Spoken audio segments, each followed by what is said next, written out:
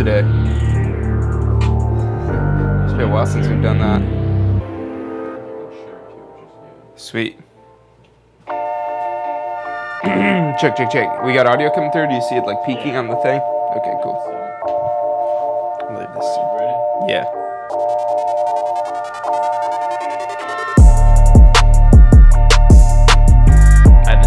Yeah, let's do it. Hey, it is 12 noon on Friday, which means it's time for this week's episode of State of Real Estate. My name is John Christopher. The show is brought to you by the Tampa School of Real Estate. We're here every Friday, 12 noon Eastern Time, helping you understand how to grow your real estate business. And what I want to talk about today, so this is an episode we tried to do a couple weeks back, but we had some audio issues with the stream. So it's all about the magic question that will help speed up your sales process. And the reason why this helps speed up your sales process is this helps your clients understand what, if we're talking about buying, I'm sure any of you guys out there working with buyers would love to speed up that process, would love for your buyers to want to make a decision quicker. Well, asking this question, this essential question, will help expedite this process. Or maybe you're working with a seller and they're kind of on the fence about selling their property. Asking this question, this magical question, it's not really so magical. It's going to seem really obvious when I tell you what it is. So that's what we're covering today. The magic question is going to speed up your sales. Stick with some John Christopher. You're watching State of Real Estate. State of Real Estate.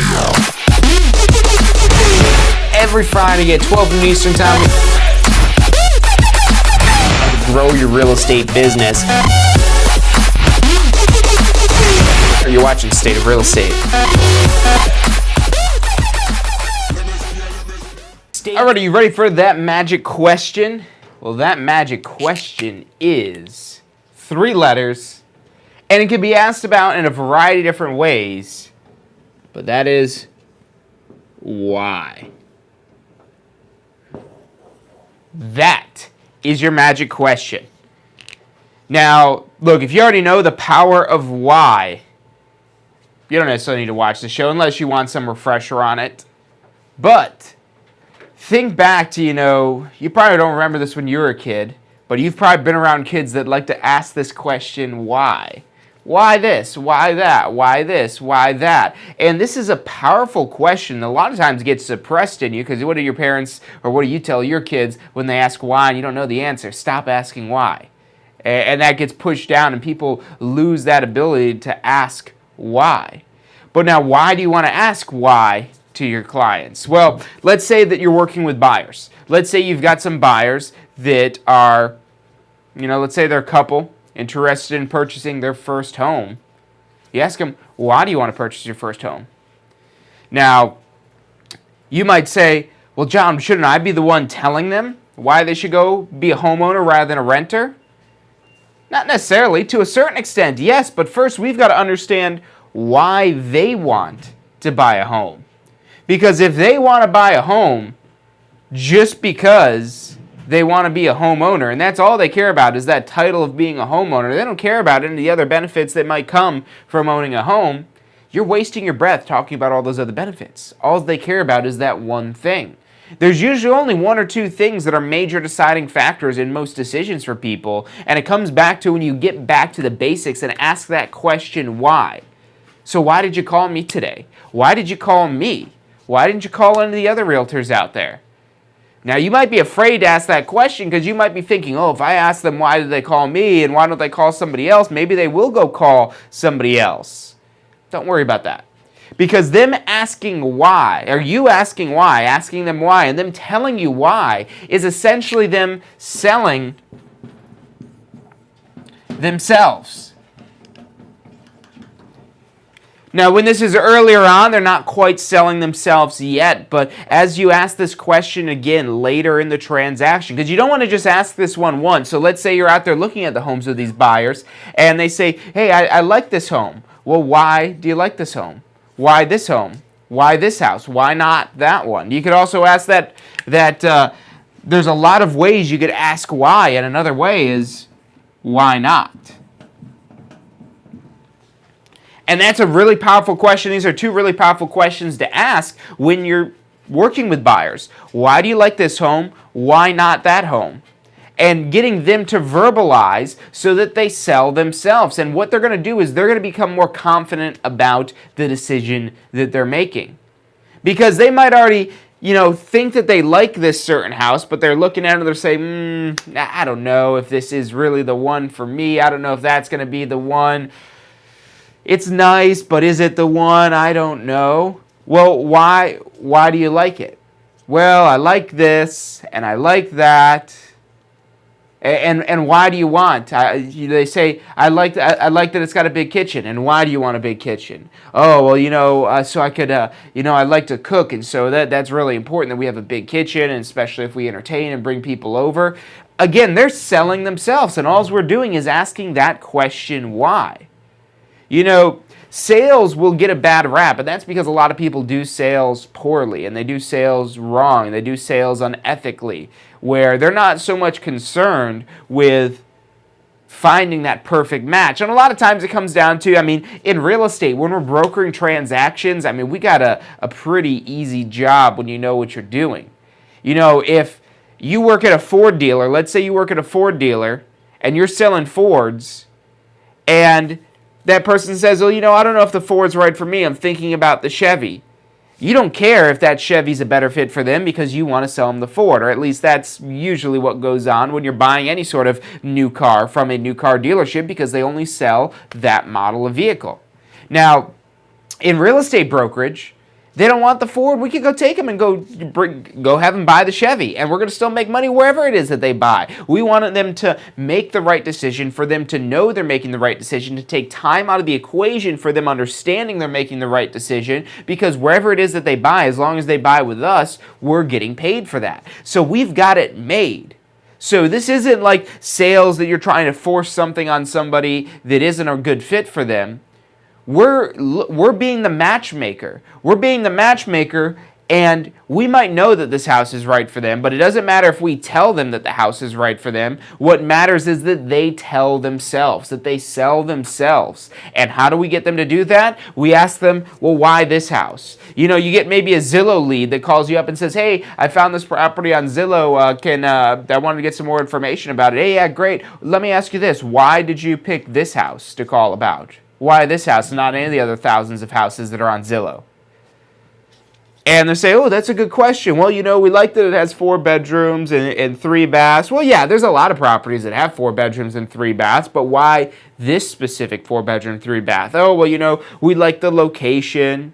And now notice here, what we're going to do is collect this data.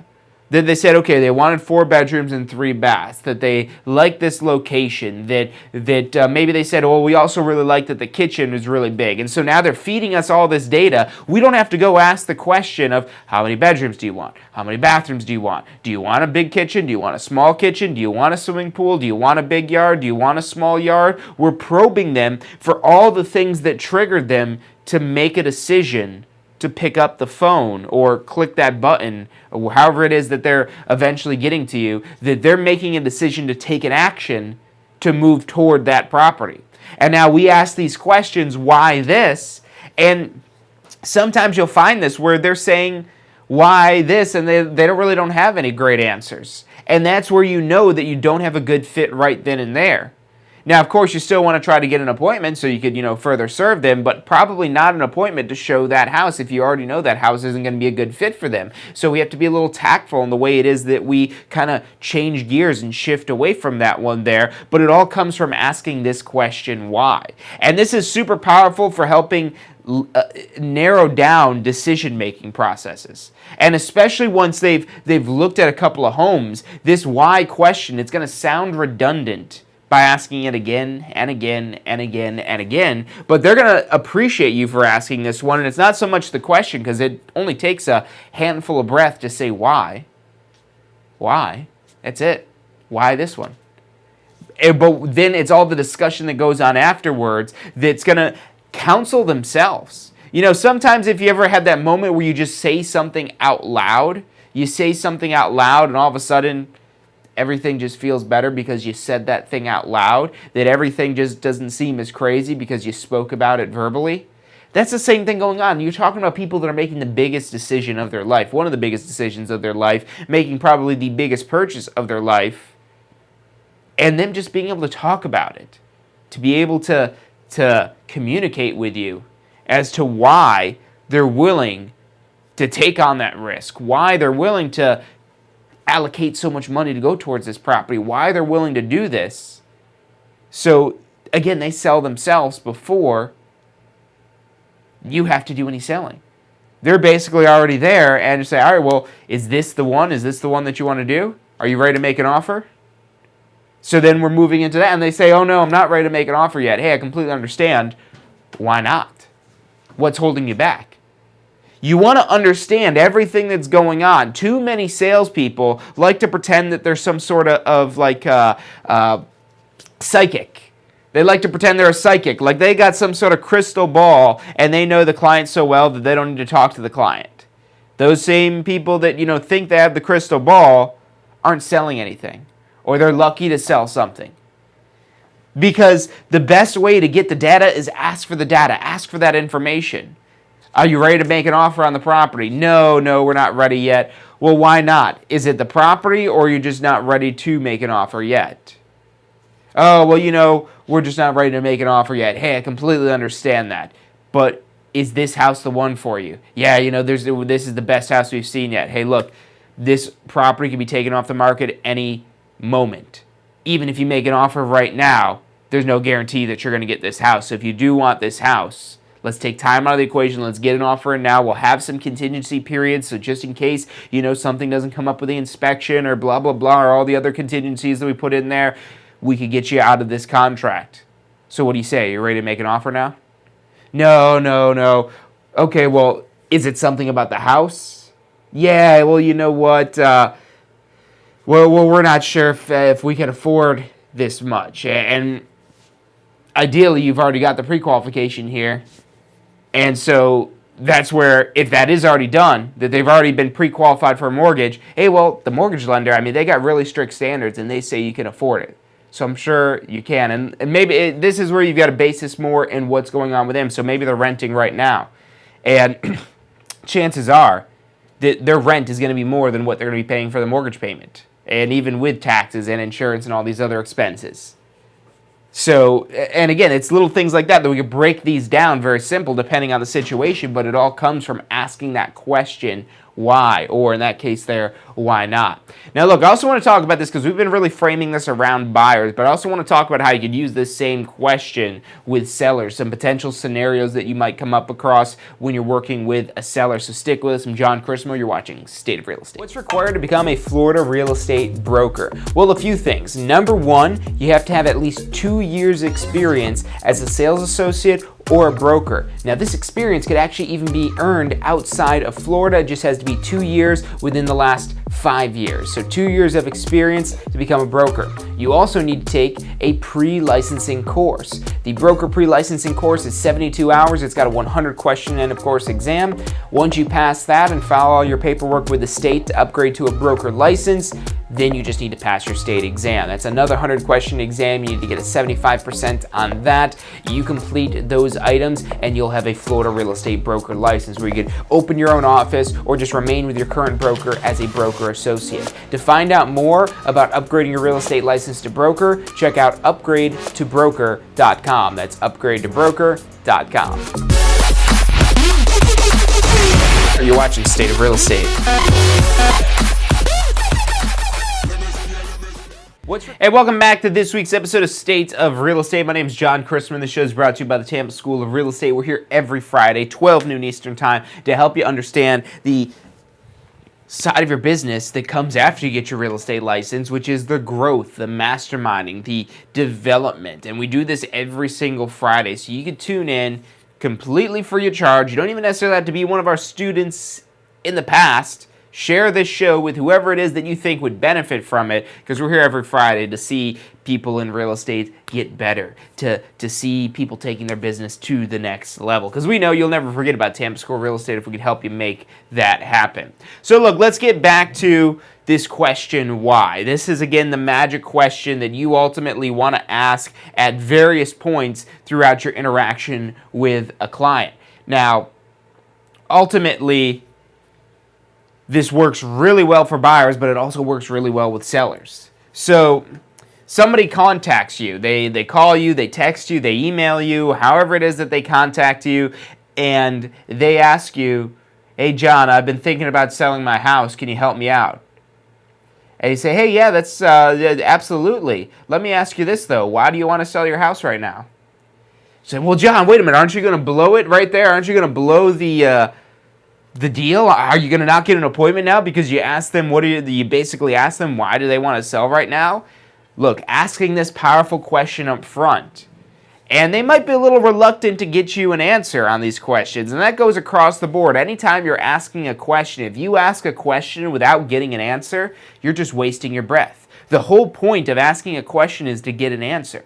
So if you don't get an answer, you want to rephrase that. They say, well, what do you mean? Well, why do we want to sell the house? I mean, don't you want to, just come over and list the house for us? What do you need to know why? Hey, no, I completely understand here. But look, just to make sure that I can provide you the best service possible, I just want to know, what's your motivation for wanting to sell? What made you pick up the phone today of all days to sell?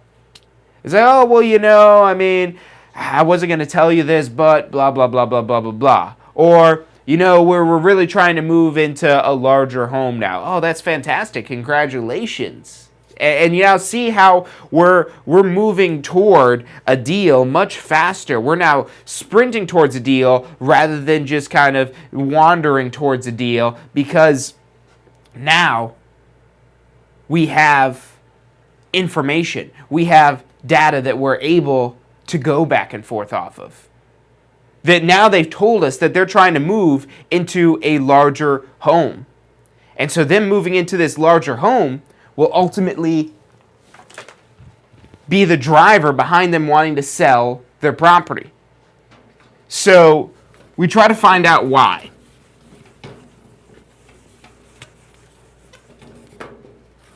What is their motivation, really?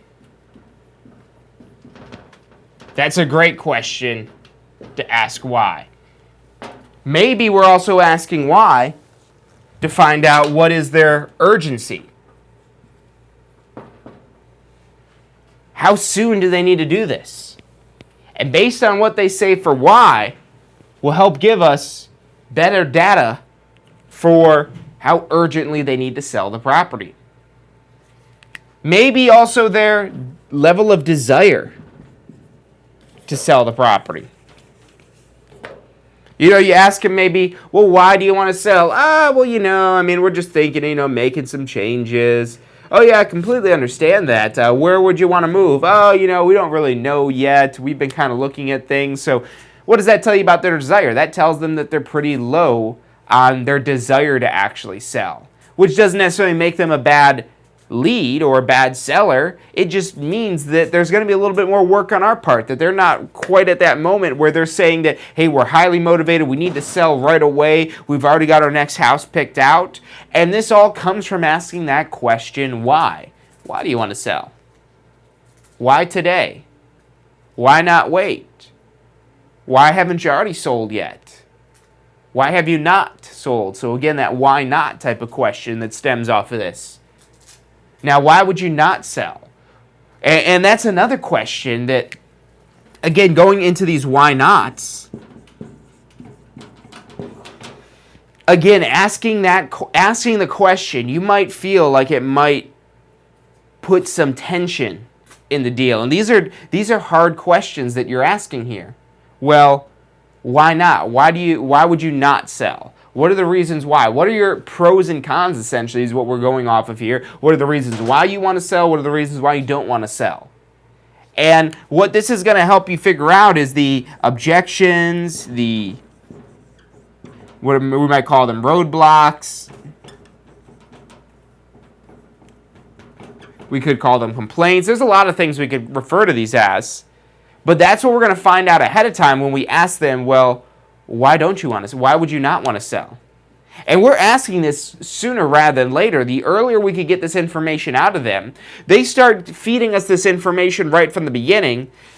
They just called us up and said, hey, I'm thinking about something else. Oh, that's fantastic. I'm so glad to hear from you. Let me ask you this. Why today? Why did you decide today that you want to sell your home? And well, really, we've been thinking about it for a while, and we've been wanting to move into this neighborhood. We're wanting to get a little bit bigger house. We actually have another kid on the way. So that's hitting our motivation, urgency, and desire, really all three of them there. If they say, their family size is increasing, or maybe vice versa, their family size is decreasing.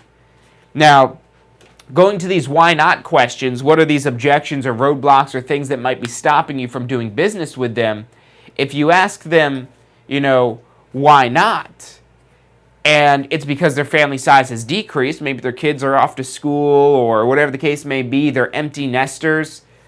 A big objection or a roadblock you're going to run into there is the time they've spent there. And that usually is going to be across the board for the most part with most people. I mean, unless they're just can't wait to get out of the house because they have bad memories from there. But usually there's a lot more good memories, and there's things that they're leaving behind, that they have these ties to that property that they're going to be hesitant to break away from. But you, again, being the counselor, being the person that's helping them talk about it, having somebody they communicate with, getting this information of the why not out up front will help make this a smoother transition for them. Say, oh, well, we've really, we raised our kids here at this house, and we're really hesitant to sell it just because, we've got so many memories at this house. Hey, yeah, I completely understand. I totally understand that. And look, I want to make sure that we find you the perfect house that's going to help you find that perfect environment to build even greater memories in the future. So now we've resolved that. Before, it's secretly, because if we don't know it's an issue, we can't solve it. And if we know it's an issue, but they didn't tell us it's an issue, they don't trust us. Because, wait, how does this person know more than we know about ourselves? So it's okay to have an idea that, oh yeah, they're not going to want to sell, but we've got to bring that out of them before we could use it. We have to have them present that information before we could really use it against them, so to say. Because if we're trying to use information against them that they never gave us, they're like, wait a minute, how do you know that? How do you know we have memories here? Well, of course you have memories there. Everybody has memories there. But they're not, they're at that distrust of us when that happens, as opposed to if they had said, well, we've got a lot of memories here. Hey, yeah, I completely understand that. And, that's true for everybody that's lived in a home more than a couple of years there. But look, this is what I tell all my clients that are worried about leaving those memories behind. But imagine that new home and all the future memories that you're going to have to look forward to in that new home. So something along those lines that, again, takes that same thing that they're concerned about and now puts that into a solution rather than just being a problem. But again, asking these questions of why and why not, it gives you the data. It gives you, this is like you going to the doctor. So imagine you're sick and you go to the doctor and you just show up at the doctor and you say, all right, fix me. Well, what's wrong? Nope. You're the doctor. You got to fix me. Just do your doctor things and fix me, make me healthy. And you just wait for the doctor to do something. No, that's not how it works. The doctor is going to, ask you questions, and maybe they run some tests, and they do all these things to figure out and diagnose what the real problem is so they could offer the correct solution. And that's exactly what you've got to do. And that's how you do it. You ask these questions. Really, it all stems around these three letters of why. Why yes, why no, why not today, why today, whatever it is. If you don't know why the client is doing what it is, when you feel like your clients are rogue that are just doing whatever it is that they want to do and you don't have any rhyme or reason why they do that, you don't have a good relationship with them. And don't take that personally. Take it personally to the extent that you've got to fix that. You've got to be the one that fixes that. That's not up to your clients to have a good relationship with you. It's up to you to have a good relationship with your clients. So you foster that relationship, that open lines of communications, and now you're going to understand why your clients are doing what they're doing. Because whenever you don't understand what they're doing, it's because you don't have all the information. Because if you have the information, you know why they're doing it. And again, asking these questions of why and why not will help facilitate that between the two of you. Between, again, opening up the lines of communication, counseling them for the things they might be worried about, and then get established in that relationship where they trust us. And then when they trust us, that's where they're willing to listen to us and take our advice. So this question, why, super important. Make sure you ask it as much as possible because this will really help you understand your client, and it'll make it much quicker for you to be able to do business with them, because now you know, oh, well, that's what it is. Okay, well, I've got the solution for that. And you can very easily make that connection. But remember, if you ask a question and you didn't get an answer, you might as well not have asked that question at all. So if you ask a question and you don't get an answer, you've got to rephrase that question, reframe the question, and get an answer. So that's what's the most important thing about asking questions, is getting answers, because they won't always be forthcoming and giving you the answers, especially earlier on, where they might have some reluctance of talking to a salesperson who might be trying to pull a trick on them or scheme them. Again, we're not there to do that. We're there to be their guide, their advocate, to help them through this process. We don't want to be their adversary. We're their advocate to help them through this process. So look, that's all the time we've got for today. Thank you guys for tuning in. If you want to go watch the reruns of this show, go to tampaschool.com/success. That's tampaschool.com/success. We've got all of our videos available in there, tampaschool.com/success. If you're on YouTube or Facebook watching us, make sure you like, subscribe, hit the little bell icon, so that way you get notifications whenever it is we go live and you don't miss out of any of this information. Make sure you tune in next week, 12 noon, every Friday. I'm John Chrismo. Thanks for watching State of Real Estate. Hey, so if you're thinking about starting a real estate career, it could feel a little overwhelming sometimes. Look, that's completely understandable. That's why we're here to help. If you haven't already, check out our Success Center, tampaschool.com/success. Or if you don't even know where to begin, give us a call. We'd love to help you out. We've got advisors standing by to answer any questions you have and assist you in any way it is that we can. Our phone number is 813-928-0106. Again, that's 813-928-0106. Give us a call. We're the Tampa School of Real Estate. Are you watching State of Real Estate?